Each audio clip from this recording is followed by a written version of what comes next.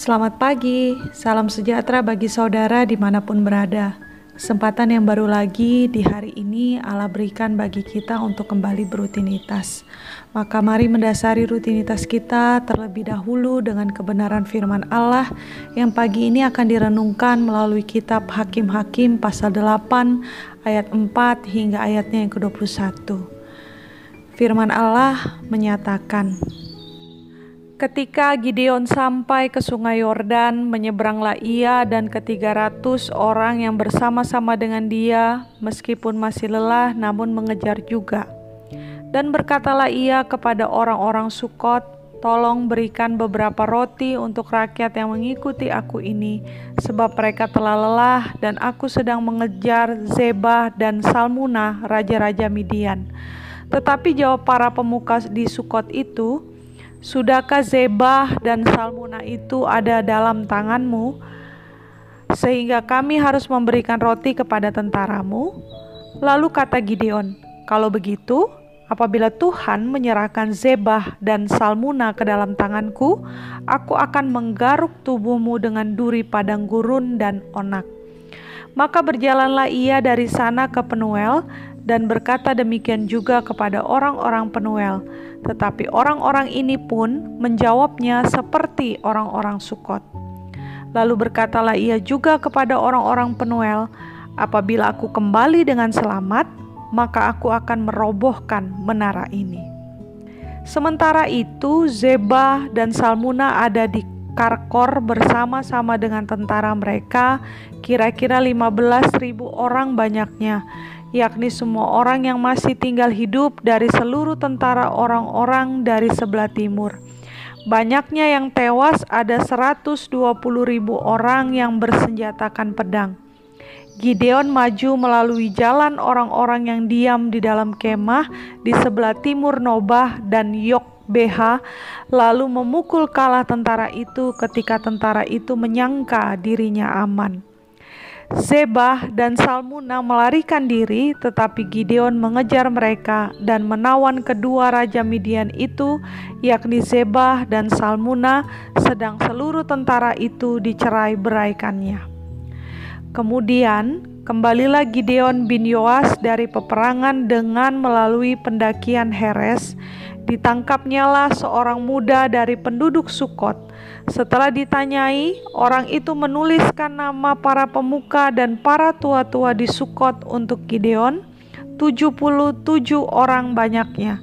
Lalu pergilah Gideon kepada orang-orang Sukot sambil berkata, inilah Zebah dan Salmunah yang karenanya kamu telah mencela aku dengan berkata, sudahkah Zebah dan Salmunah itu ada dalam tanganmu, sehingga kami harus memberikan roti kepada orang-orangmu yang lelah itu?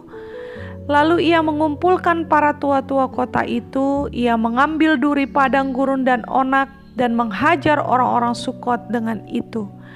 Juga menara Penuel dirobohkannya dan dibunuhnya orang-orang itu.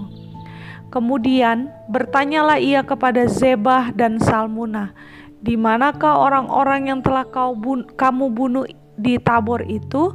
Jawab mereka, mereka itu serupa dengan engkau, sikap mereka masing-masing seperti anak raja. Lalu kata Gideon, saudara-saudarakulah itu, anak-anak ibuku. Demi Tuhan yang hidup, seandainya kamu membiarkan mereka hidup, aku tidak akan membunuh kamu. Katanya kepada Yeter, anak sulungnya, bangunlah, bunuhlah mereka. Tetapi orang muda itu tidak menghunus pedangnya karena ia takut sebab ia masih muda. Lalu kata Zebah dan Salmunah, bangunlah engkau sendiri dan paranglah kami, sebab seperti orangnya demikian pula kekuatannya. Maka bangunlah Gideon, dibunuhnya Zebah dan Salmunah, kemudian diambilnya bulan-bulanan yang ada pada leher unta mereka. Demikian firman Allah.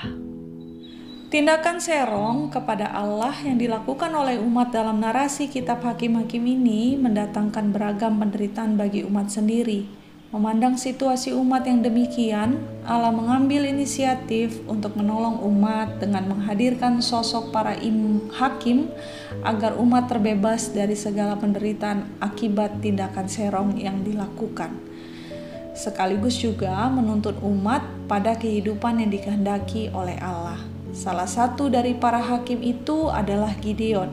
Kitab Ibrani pasal 11 ayat 32 menempatkan Gideon sebagai pahlawan iman karena Gideon merupakan sosok yang sangat mempercayakan keseluruhan hidupnya hanya kepada Allah.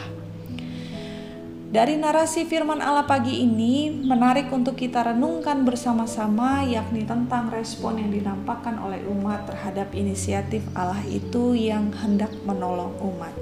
Setidaknya ada dua hal yang menjadi catatan bagi kita selaku umat Allah. Catatan tersebut yang pertama adalah perhatikan respon yang diberikan oleh para pemuka di Sukot dan di Penuel di ayat 6 dan 8. Nampak ketidakpercayaan yang menjadi respon umat. Kata sudahkah mewakili sifat manusia pada umumnya, di mana manusia senantiasa menginginkan untuk mendapatkan hal-hal yang pasti-pasti dalam hidupnya. Pertanyaannya adalah, apakah ada di antara kita semua bisa memastikan hidup manusia di detik ke depan? Keinginan itulah yang menghalangi manusia mengenal pertolongan Allah. Akibatnya melecehkan pertolongan Allah itu seperti yang dilakukan para pemuka dari dua kota yang disebutkan dalam narasi firman Allah pagi ini. Maka firman Allah pagi ini mengajak kita untuk menyadari bahwa kemahiran manusia dan kemajuan zaman tidak akan dapat menjangkau kepastian dalam ruang dan waktu di alam semesta ini. Kepastian hanya akan kita dapatkan pada Allah pencipta langit dan bumi. Oleh sebab itu, mari menyambut inisiatif Allah yang menolong kita seperti Gideon, yang mempercayakan sepenuhnya hidup kita ini hanya pada Allah. Jangan sampai terlambat. Yang catatan kedua, jika kita percaya, bagaimana sih respon percaya yang sejati?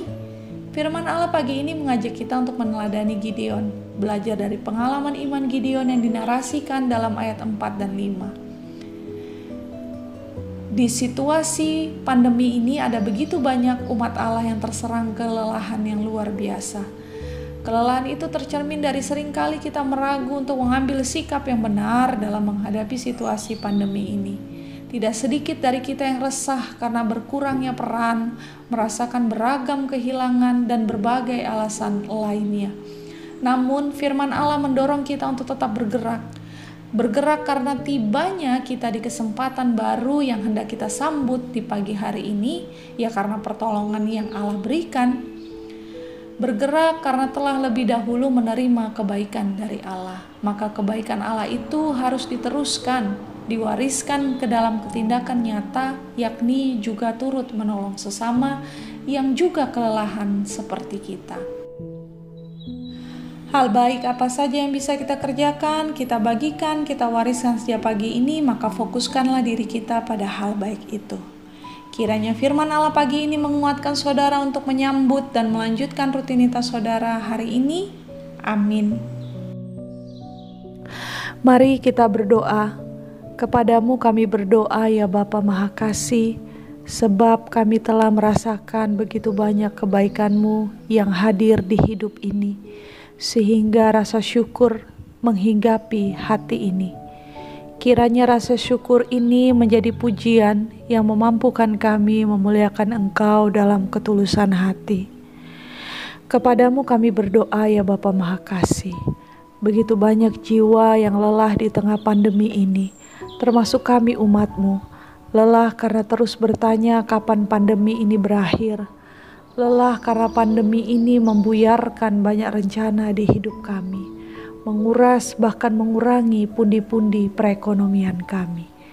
Oleh karena itu ya Bapa Maha Kasih, kiranya kebaikan-Mu yang telah kami rasakan ini terus menopang rasa lelah kami, menentramkan sanubari kami untuk tetap setia dan taat mempercayakan hidup kami pada pertolongan-Mu saja, serta memampukan kami meneruskan kebaikan-Mu itu ke dalam tindakan nyata yang membawa damai sejahtera bagi sesama ciptaan di muka bumi ini.